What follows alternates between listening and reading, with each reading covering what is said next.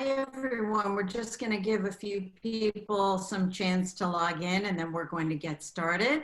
But I will introduce myself in the meantime while people are logging in. I'm Dr. Brooke. I'm a professor in the graduate school at the Fashion Institute of Technology in a program that is specifically designed to serve rising mid-level managers in the cosmetics and fragrance marketing and management areas, so AKA the beauty industry. And then I would love to just introduce our panelists for today. Then I will start with a brief introduction. We have prepared 5 key sets of questions that our panelists will address. I may chime in here and there as well. And then our panelists will share key insights and some takeaways at the end, maybe some business imperatives, and we will also see if we have time to address questions. So feel free to write your questions in the Q&A box that you'll see at the bottom versus the chat box, and we will address that. So first, I would like to introduce Charlotte Knight. And Charlotte, you want to wave? Yeah. Charlotte is the founder and CEO of Ciate, Latte London, and Skin Proud. And next is Laura Slatkin. Hi, Laura. Hi. And Laura is the founder and executive chairman of Nest Fragrances. And Robert DeBaker. And Robert is group vice president of luxury brand partners. And some of those include R&Co, Smith & Cole, IGK. So welcome, everyone. So my intro. We are in the midst of a retail evolution, if not a retail revolution. The pandemic has certainly cast a spotlight on retailers with outdated or fragile shopping models, with dozens of bankruptcies and permanent store closures. The smaller independent retailers and boutiques who service at the local levels were hit especially hard as well. What we can all agree on, I hope, is that things won't be the same as they were, whether it's 25 years ago, 10 years ago, last year, or last month. So shopping and retail were already changing, and now that disruption is just accelerating. So brands and retailers must be agile, creative, and pragmatic. So we can't cover all of this in 45 minutes, but what we will do is look at our expert panelists for their opinions, best practices, and predictions to guide us through the lens of their brands and extensive industry expertise. So let's begin. So the first question, and Laura, I'm gonna ask you to kick off the first question, followed by Robert and then Charlotte. Question 1 is, we saw the increased rapid and adaptive use of online shopping, websites, and mobile apps during this pandemic and currently, because we're still in it, by consumers. So considering the type of products and brands your company sells and markets, please comment on how this impacted your particular business, and those impacts, how will they maybe shape the future of retail for your company and brand? So we'll start with Laura. Sure. So I've been in the home fragrance business for over 28 years. And when I first launched our first company, Slatkin & Company, back in 1992, home fragrance really wasn't part of everyone's lifestyle. But as we've traveled through decades, we have really seen a huge increase. Home fragrance has really become part of everyone's lifestyle. So we were on this trend already of consumers buying more home fragrance, becoming more sophisticated about home fragrance. And in 2008, actually, when I launched Nest Fragrances, obviously it was a very, very bad year to launch a business. But I remember vividly, we launched it in Neiman Marcus and the buyer saying, oh my God, Nest Fragrances, you were a shining star for the fourth quarter. You were like, the only thing people were buying was scented candles because people were staying home more. They weren't going out to dinner. They were making meatballs and spaghetti and inviting a friend over and lighting a candle. So we actually did well during that period. So when the pandemic hit, I had conversations with my partners and my team, reminding them that home fragrance does really well during periods of time, a recession, quasi-depression, or any time. Of course, the pandemic just escalates it even further because everyone is staying home and wanting to enjoy home fragrance. So that's been we, knock on wood, have, done very well during this period of time. But nevertheless, when it first hit, we, drastically reduced expenses and, reduced payroll and did everything we could to, batten down the hatches for what we believed would be a very severe impact. But fortunately, our business has done very well. And the consumer, in terms of shopping online, we were able to maintain our business because they just shifted online and bought the products wherever they could. And they've become so sophisticated over the years. They know, do they want a floral? Do they know the difference between jasmine and, lily of the valley or any particular floral. They know exactly what floral they want. They will know whether they want fruity, amber, woody. They're just very sophisticated. So fortunately, we've done well during this pandemic, but I know it's been very challenging for other industries. Yeah, that's great. Do you feel that you were prepared? Well, we were very nimble and very quick, and we made very, very important decisions early on when the pandemic hit. We evacuated the office very, very quickly. We were really ahead of the game on that. And then we sent letters to our vendors, to our customers, to our retailers, really telling them, that we were here for them and that we were going to hold hands and weather through this storm together. That, in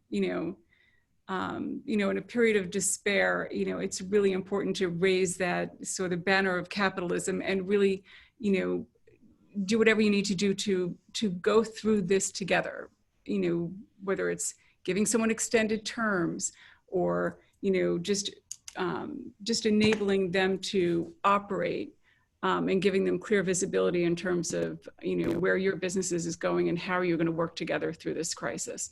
Communication was key. Absolutely. So we were prepared because we just dove right into it. And, I think that was very important. That's great. Robert, Luxury Brand Partners. Yeah, thank you. How did you respond? Yeah. Yeah, I think what Laura hit on is it ties into something I feel very strongly about. I think from a product perspective, we've all seen so many changes. We've seen categories that were performing incredibly well literally fall off a cliff the very next day as our consumers' buying habits changed, our personal habits all changed. And I think that what that led us all to is a change in the kind of content that we're creating to support that kind of those products that are working and the lifestyle that we're all experiencing because of the moment we're in. So I think the biggest change that all of us have to take is making sure that our content is relatable to the lifestyle of what we're all dealing with right now. We shifted things from a product point of view, all of us did very quickly. Our messaging shifted in many ways, changing both in terms of emotional sensitivities and the kind of things that we should be aware of. But now as we all sort of shift to, we've been joking before we all joined you about how long can you be on Zooms and how many Zooms do you really want to do now? And it was time when it was really, really fun. And now it's time of like, well, I got to do this. And then when I'm done, I don't want to do anymore today. So all these things are changing and becoming a new normal in the moment that we're living in. And it's really important that we all keep refreshing the content that we're bringing and engaging with consumers in a way that feels very relevant to the moment that we're sitting in at this very moment in time. And that may mean this week's content is very different than last week's content for all the different factors we're dealing with. So I really feel like this is a time where all of us as marketers, someone who sells anything, we have to think like consumers ourselves and be really aware of the kind of things we're feeling, because it's probably really similar to what every other consumer is feeling. And our content's got to reflect that along with the product choices of what we're trying to show the consumer. Yeah, absolutely. And I think you hit on something that I'm quite passionate about is just, always having the consumer at the center of it all, right?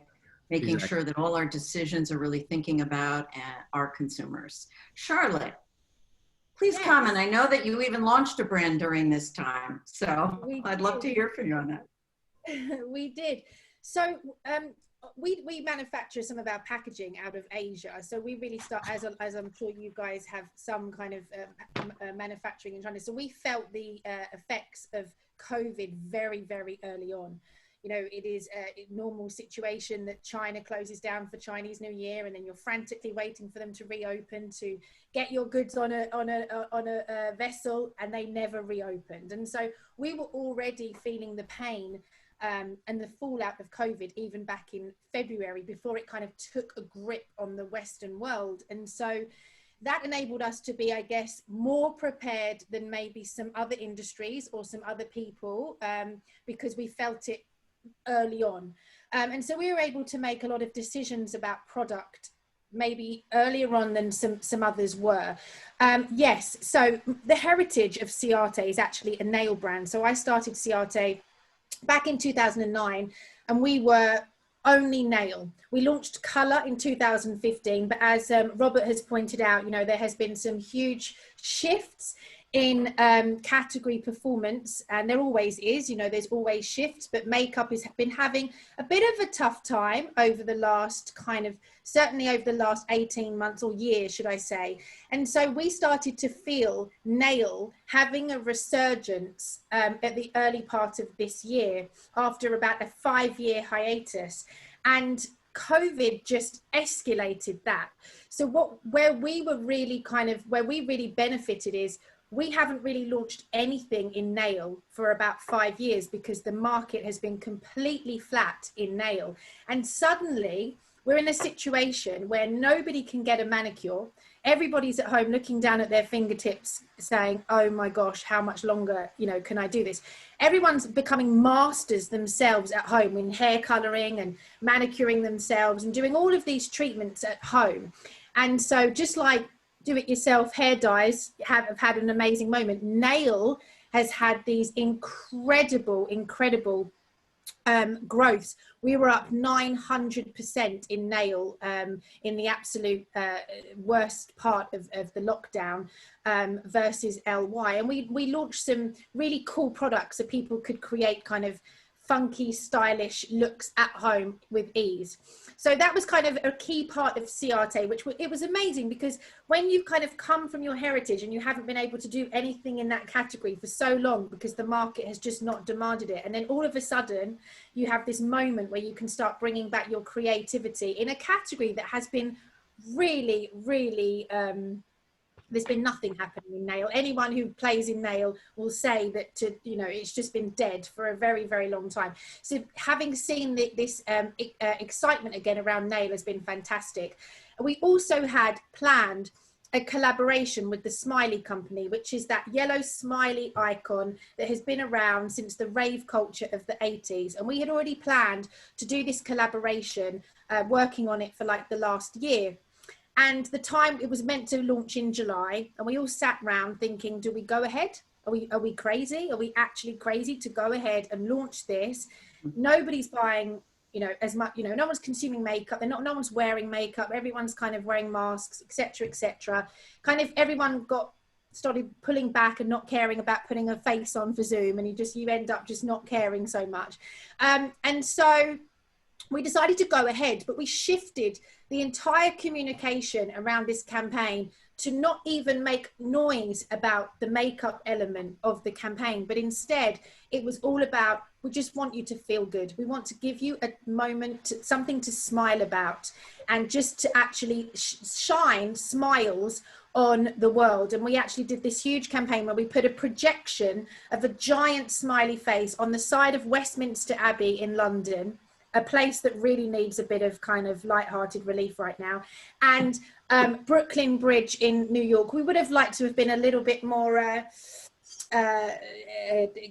adventurous, but unfortunately New York has a lot of restrictions about where you can put a projection, and it was just so well received, because people were just like, that's just amazing. You've just shone this amazing smiley face on us all. And it was just about the sensitivities of where everybody's mindset is. You know, people are losing their jobs, people are losing loved ones, they're nervous about their whole life, the prospects, the future.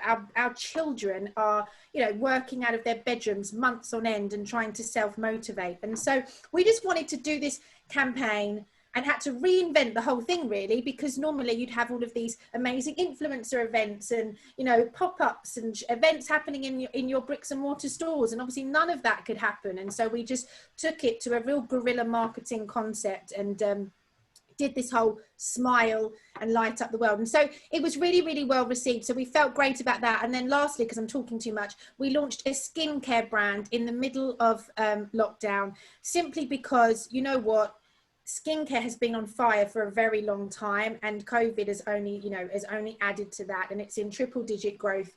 And the product was just, it was just right time for us. We decided to go ahead, and because we had agreed to launch with a e-tailer and not a brick and mortar partner, it made perfect sense, because as we know, everyone, the whole consumer behavior has shifted to online. So yeah, we went ahead and launched a brand in lockdown, and it's paid off. And, you know, it was actually really well received, and we, you know, we're really happy with the results. But yeah, I don't think I've ever worked so hard as I have in the last 6 months, if I'm honest.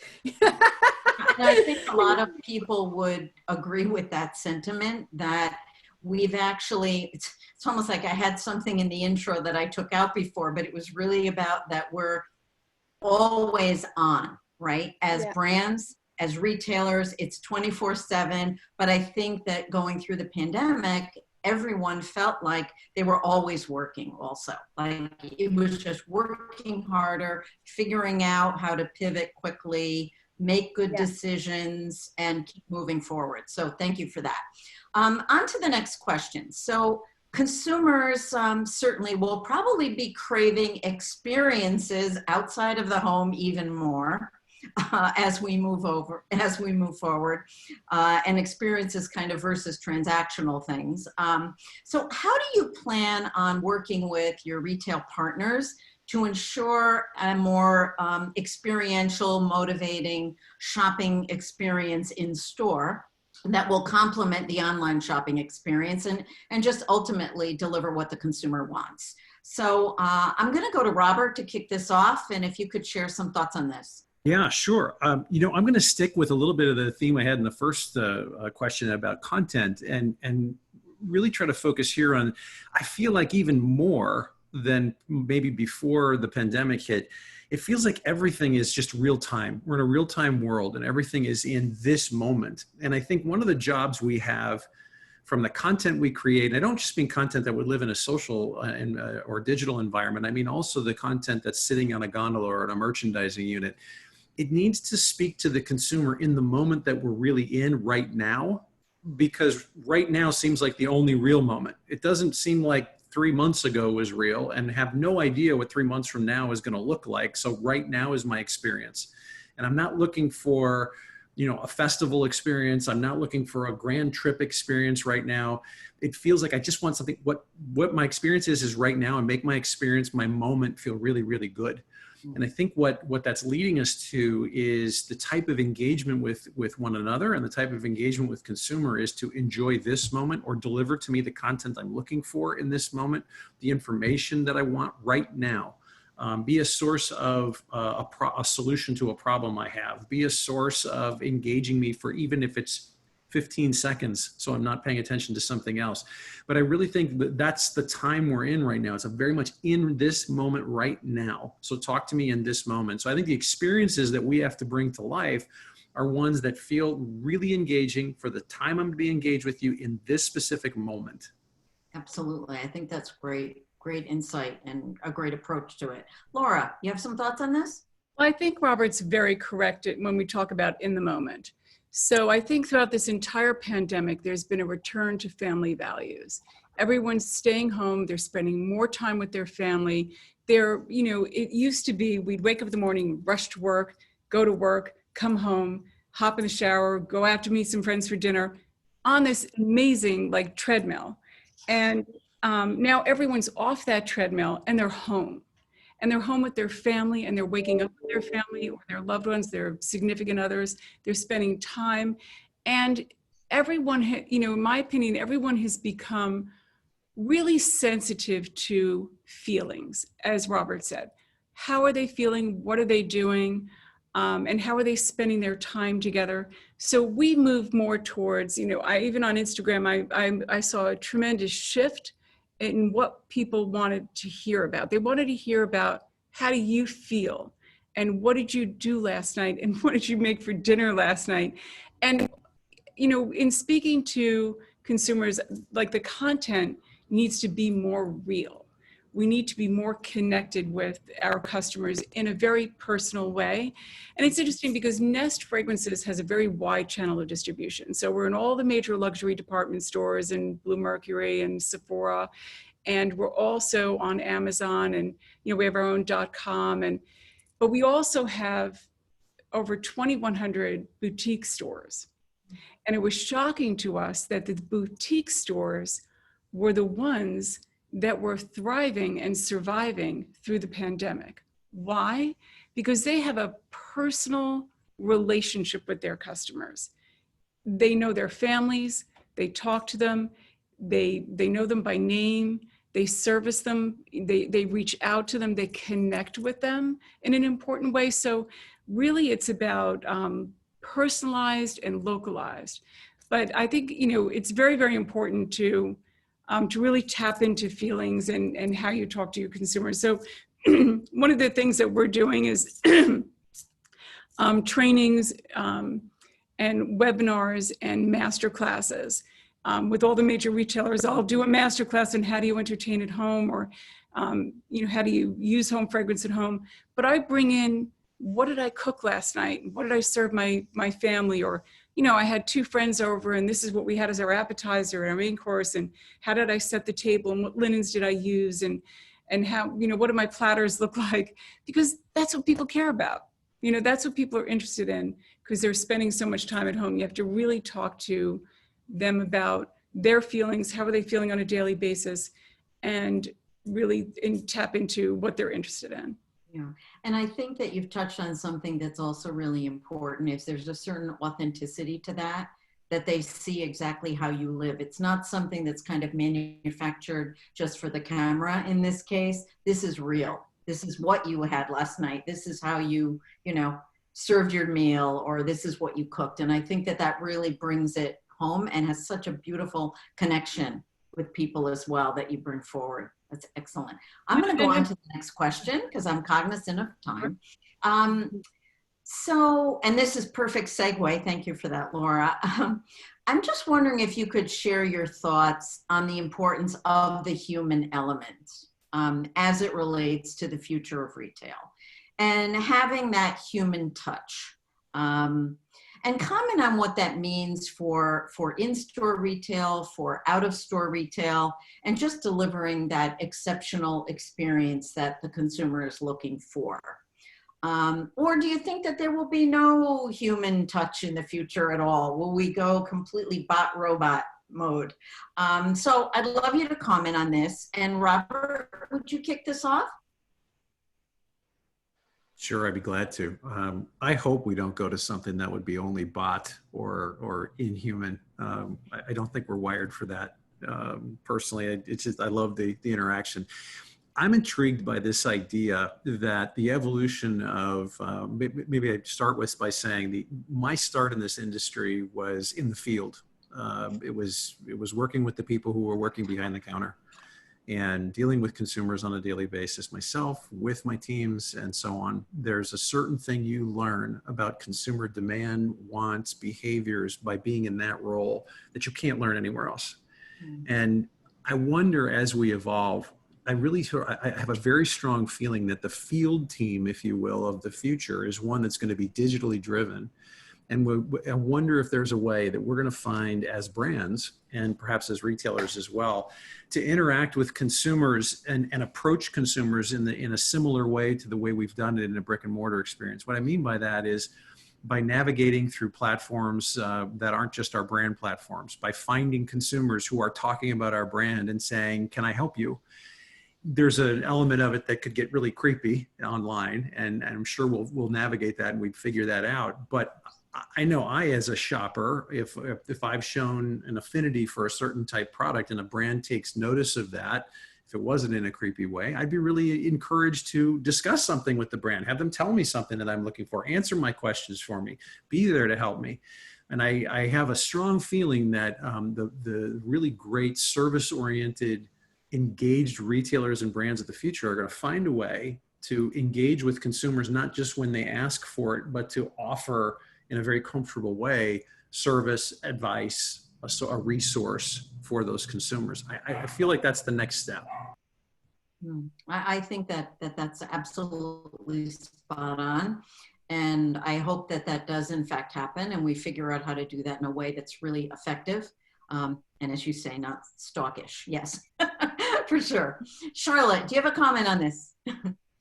Yeah, so I mean, I think that we, as humans, we all crave human interaction, and I think it has been quite difficult for certainly the younger generation through lockdown to not have that. And I know that as soon as it was, as soon as we had any kind of freedom, people were wanting to get together in some kind of capacity, even if you were wearing masks or you had to be 2 meters apart or whatever.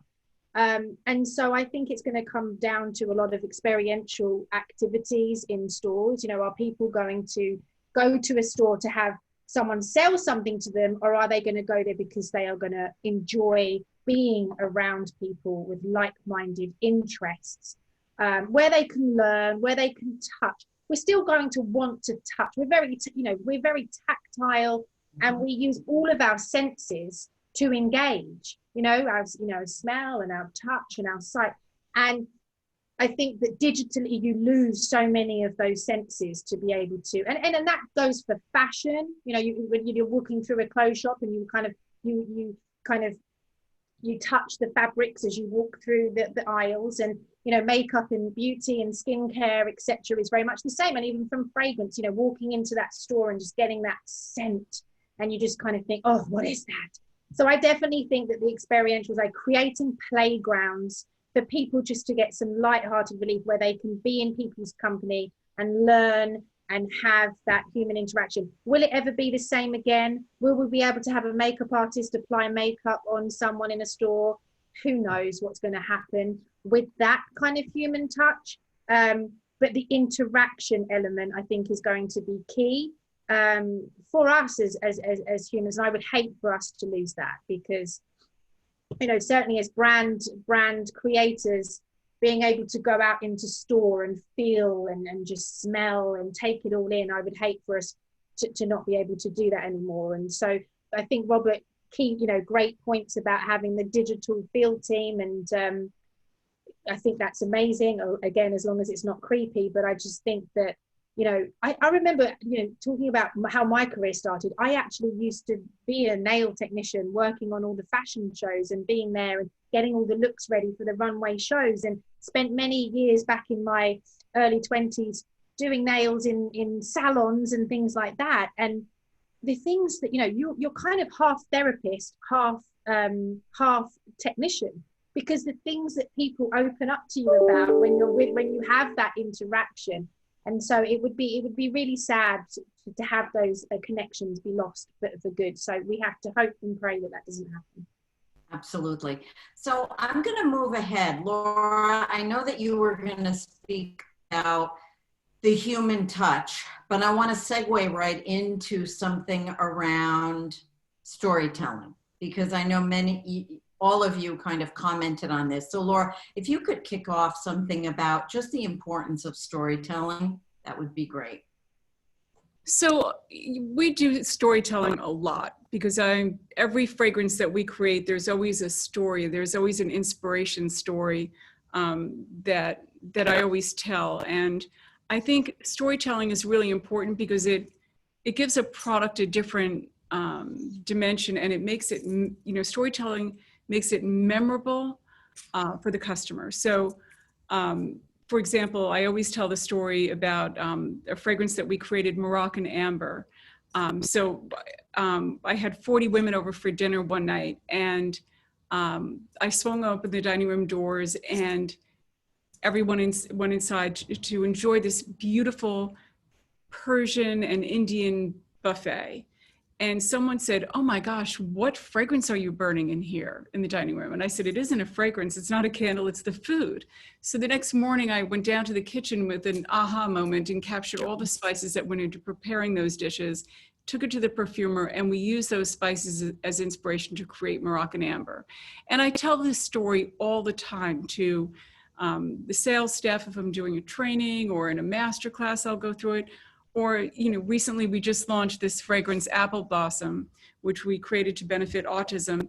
And I was inspired to create this fragrance taking my son, who has severe autism, he's severely impaired, apple picking one afternoon. And it was such a joyful day because it was an opportunity for us to be together and do something that was enjoyable. And it was just so that day in the apple orchard inspired me to create Apple Blossom, which benefits autism. So when I tell these stories, it makes my products real and to the consumer. And I think it really helps a lot to convey those stories digitally, both online, and in master classes and webinars and such. I think that's a really important part. It just connects the consumer again to the product in a different way. That's great. Thank you, Laura. That's excellent. I think we would all agree that that's important, and we all have to find what that voice is for our own brands, or even as retailers. It's the same thing. It's like, what is your story? I think just in the interest of time, I'd like to skip to your key takeaways for our audience today. So Robert, I'm going to ask you to kick off this part. I have a few to share if we still have time, but I'd like to hear from all three of you with your key takeaways first. Yeah, sure. Thank you, Dr. Brooke. You had asked us to think about maybe 3 key takeaways. I think the thing I would share is no surprise. I'll continue my theme. I think content has to be a conversation. This is my first takeaway of this moment. What Laura was just describing, I felt like I was there for her dinner party. I felt like I was there to understand her walk through the apple orchard. It starts a conversation with me. That she just produced 2 pieces of content sitting here talking to us.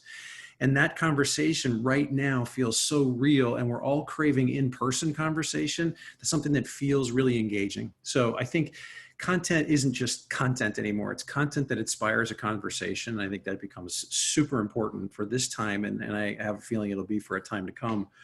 I think the other thing is I would say is that don't forget that this is an in real time. We are living in a time where we all want to know about what's going on right now. And right now seems like the realest moment that we're ever going to have. The past feels so distant and the future seems so unknown. So where we are right now is the kind of thing I want to be aware of. And I think we have to think about that. At the same time, as a brand, you got to be really careful that you're telling the story of whatever you're sharing right now in a way that's still authentic to your brand soul. So being in real time, but still authentic to who you are. I love this whole thing about what Laura, what you were just talking about and the questions that you ask. I think really good marketers know how to create a story, but great marketers know how to tell the story. And right now, because we're in a real moment time, you have to tell the story different than you might have told it 6 months ago. And then I think the last thing I'll say is that experiences that deliver a feel of service and genuine care, I think are the ones that are really going to matter right now. And that matters way more than over-the-top experiences. The big, loud, wow, craziness, does it still work? Of course, it probably always will work. It always works in some context, I think, in any time that we've been in. But the ones that really matter are the ones that make me feel like you care about me, that you get me, that you understand me. And especially right now, you understand me, because we're in this time, as we've all called out, this is a very emotional moment. It's drawn on certain emotions, whether it's because you're close to your family or because you're not close to anybody and you're really isolated. And that's a different kind of emotion. But I think those would be the biggest takeaways I'd have for how we're addressing consumers and where we are right now. Right. And that leads into just something that I was going to share when you talk about being genuine and authentic. I think one of the things I was going to say is it's just like have a purpose and stand for something, but make it real and communicate it out, and do it in a way that really has measurable results to what that purpose is that you stand for. Laura, next. Well, I think, I think this authenticity and being very, very personal and really talking to people is very, very important. you know, even when you're communicating with influencers, they don't want you to just send them product anymore. They want you to connect with them. They want to feel you and why I should promote your brand. They don't just want to get that. Those days are over. That was when we were on the treadmill. We're off that treadmill, and now it's about feelings and connecting. And honestly, communication has never been higher than it is right now. And people are communicating on social media. And it's very special. Like if you take a look at what happened with the Black Lives Matter movement, everybody voiced their opinion on that. That brought out everyone's feelings because they're really, they want that connection. They want to understand, how do you feel about Black Lives Matter? What are your experiences? What are your opinions? And the comments back, you know, if I commented about Black Lives Matter, hundreds and hundreds of people saying, good for you for using your platform to discuss such an important matter. So I think that communication, authenticity, being real, connecting is very important. And even because, you know, I'm just going to tell you this very silly example, but it spoke volumes about what we're all going through. So, you know, my son just transitioned from into an adult home that we got for him. And it took 3 years of really hard work to get this home certified and ready to go. It was just a very complicated process. I won't bore you with the details, but it took 3 years. Finally moves in, he's happy as a clam, everything's great, the whole family's so happy. So my husband bought me a pair of earrings, but he typed out a letter from my son, dear mom, love David.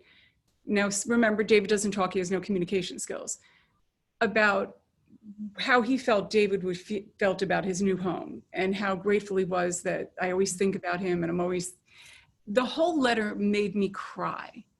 And it made me cry because, and I never cry, just to give you an example, but Harry took that time to connect in a different way.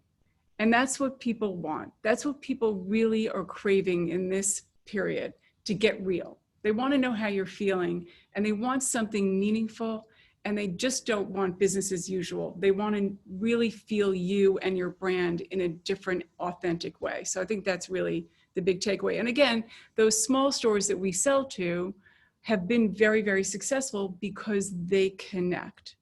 They connect with that consumer in a personal way. Yeah, absolutely. And I think that that does put almost a different kind of focus and highlight on brands to kind of serve this role in a way of this authenticity and connection. But it also means that the way that we need to work with retail needs to fundamentally change, as does retail need to think about changing to be able to highlight these things and deliver on that versus, you know, just putting product on a shelf, you know, in a store among 4 big walls. I mean, I think that's the piece we're all kind of getting at.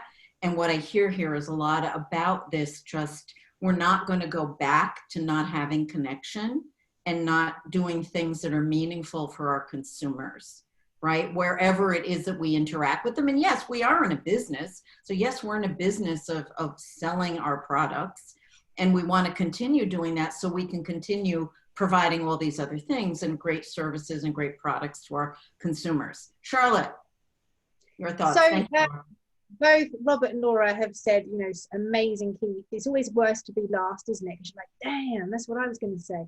So I don't know if I'm going to have 3 because they've covered off most, but one thing that is really important is our consumers have never been so educated.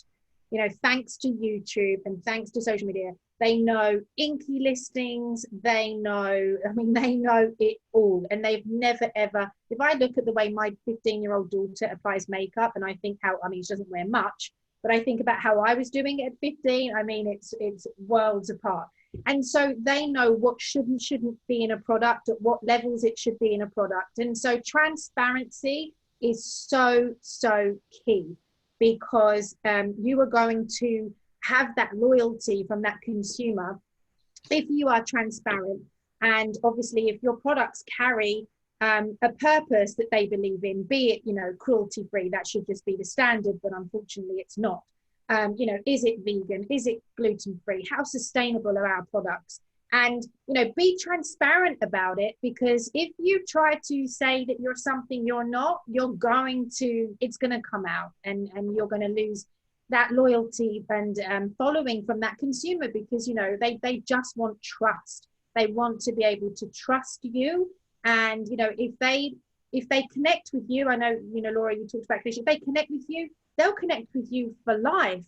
But you have to covet that relationship. Be honest, be transparent. And if you say you're vegan, for example, don't just do it because it's a marketing trend to say. Do it because that's what you believe your product should be, and you're going to follow that through in all of your products. And I see so many occasions where people, I think brands suffer with too much FOMO, you know, the fear of missing out. They see one brand launching a certain product or doing a certain thing, and they think, oh, they're getting so much activity and so much noise, I need to do that. And suddenly brands lose their authenticity by jumping all over the place, launching product that doesn't necessarily stand with the brand kind of vision and look and feel. And I think all of these things are so vital to connecting and with our consumer. And yeah, I know there's only two, isn't there? But the guys covered everything else.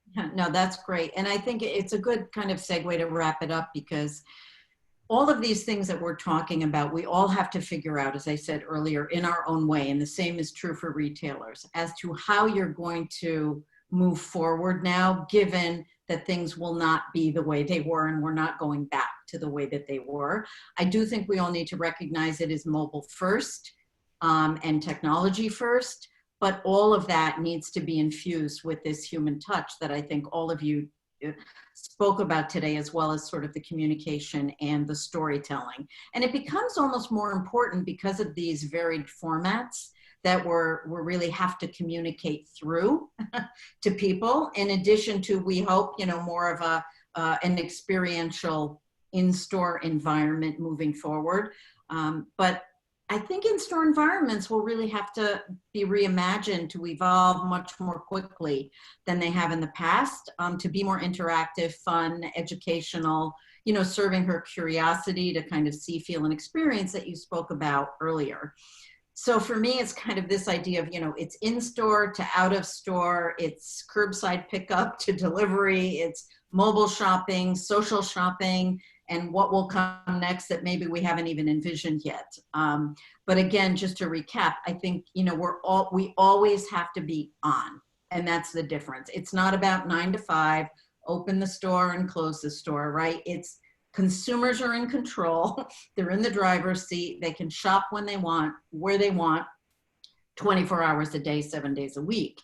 And that's the piece that we all kind of have to figure out moving forward. How do we keep that engaging for them, real, authentic, and just connect, that sense of community that we want to offer. Of course, we have to address inequalities and diversity really, really matters. We have to really figure that out quickly, what we haven't done so far, and how to address it. Lifestyle matters, cultures matter, our differences matter as much as our similarities. So thank you all very, very much for this wonderful panel. Truly appreciate it. I'm just looking here to see, I don't know. Nope, we have no open questions. So I think we're ready to wrap. Thank you. Bye. Thank you.